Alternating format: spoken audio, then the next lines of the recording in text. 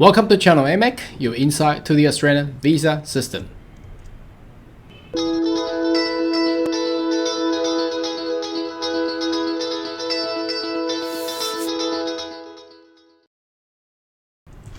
Good day everyone, my name is Carl Young, your online and YouTube migration consultant. Now today's video I would like to continue on with our 491 series, and let's go to the chapter of South Australia. Now obviously we are not here to aim in going to so much detail for every single occupation, but it's more for directions that can allow you to point out the direction where you could actually navigate through how you can actually gain a possibility to meet the criteria of state nomination. Now, if you do not know about 491 visa, it's an initiative from the Australian government where they have started this program since 16th of November 2019, where they're looking to get most of predominant migrants who can come on board, studying Australia, and then further on moving into what they call skilled regional work visa. It's a visa of 5 years. It's equivalent to a permanent residency visa's length, and while you're holding that, you can actually gain access to the Medicare, but the only restriction is that you can only stay in what they call designated regional area. Now, after 3 years of getting an annual wage equivalent to or above $53,900, you will be eligible to apply for a subclass 191, which is a permanent residency. So let's have a look what the South Australian government offers. Now, if you can basically Google South Australia immigration, you basically can land yourself into this page. It's quite nice with a beautiful view of South Australia. If you haven't been there, it's a lovely place where they produce a lot of beautiful red wine there.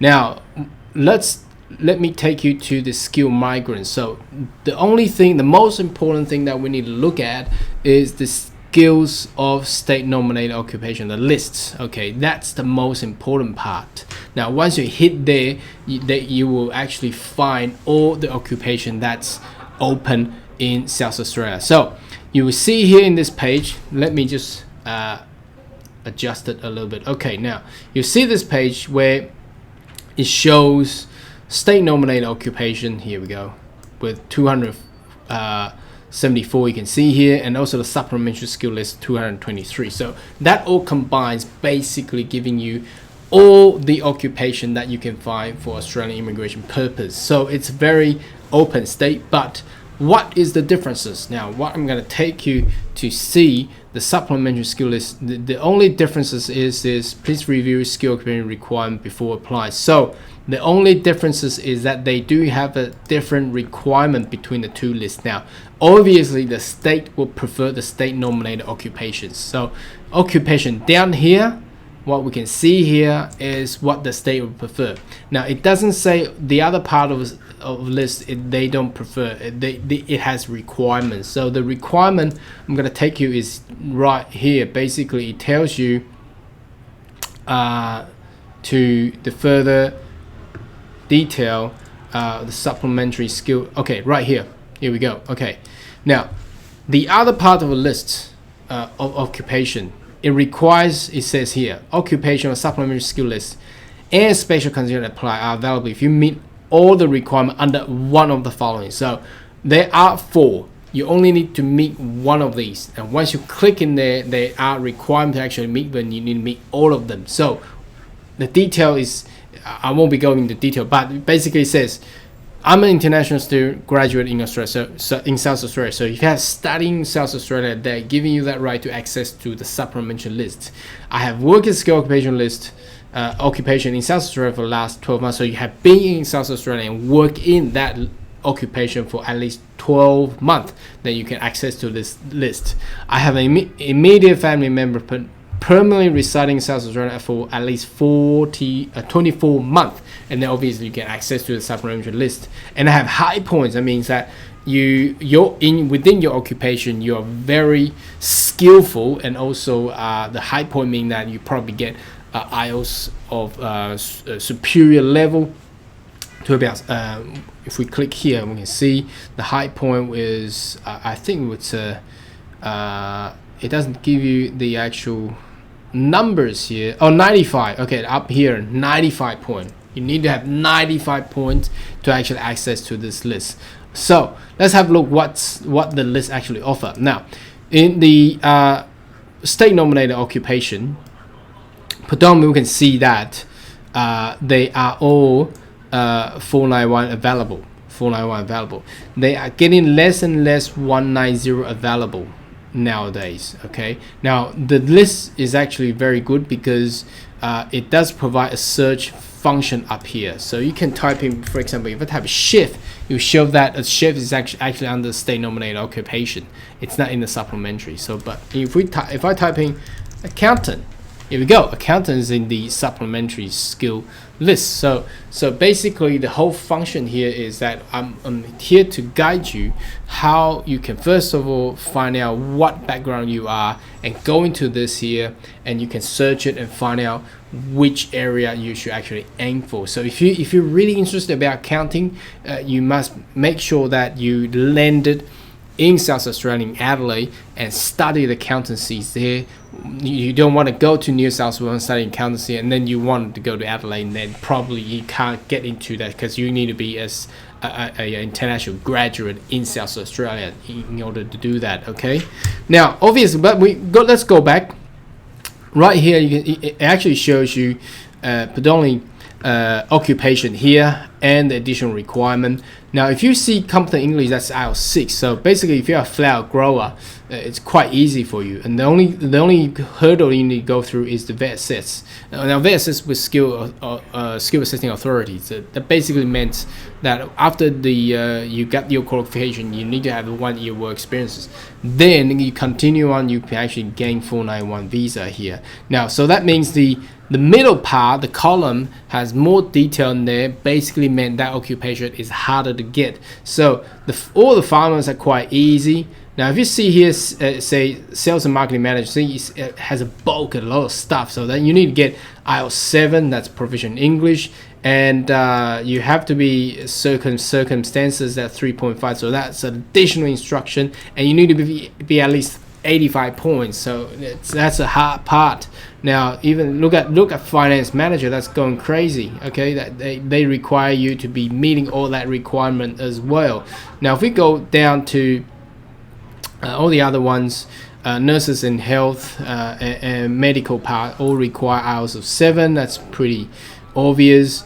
Now mathematicians all require IELTS 7. So if you can see, they actually promote more into agricultural type of occupation in South Australia, that you can see here. Now IT, ICT, you need IELTS 7 and you need work experiences there.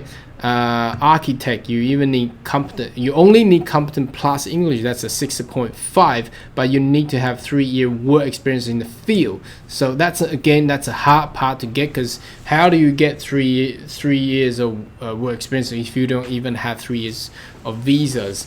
And that's another hard part. So that's predominantly more for people who are offshore applicants. Surveyor, industrial designer, not valuable for high points.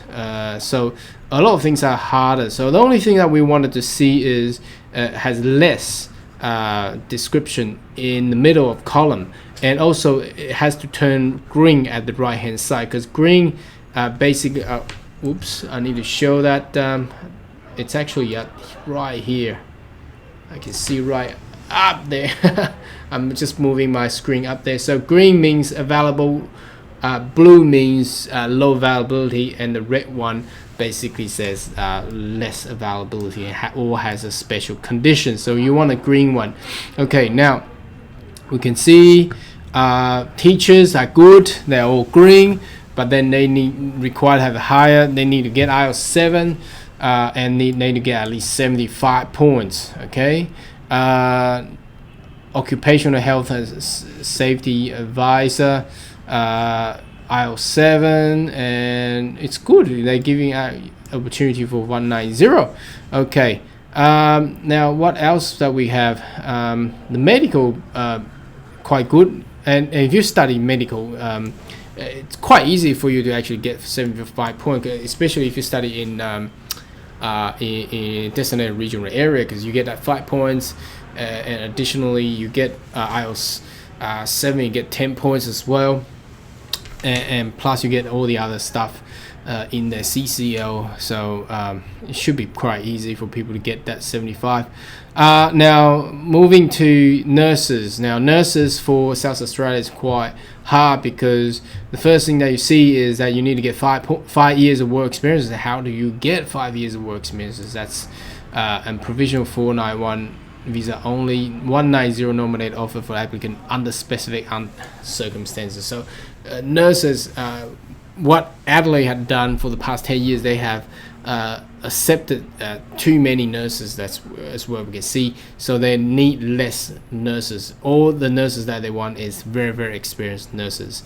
Now ICT, you need to get not available for high points, not available for chain migration, and provisional 491 only. And you need to get so they actually promote more. So but you can't get PR straight away, but you need to go through 491, and that's basically for all the ITs. But again, they are less. They got special condition. They are not really. They're in red, not in the green or blue. Okay.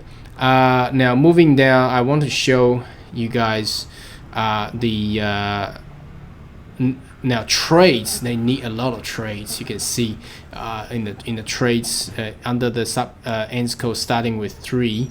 They need a lot of trades, and I want to show the nursery person and landscape gardener, greenkeeper, nursery persons. Look at that.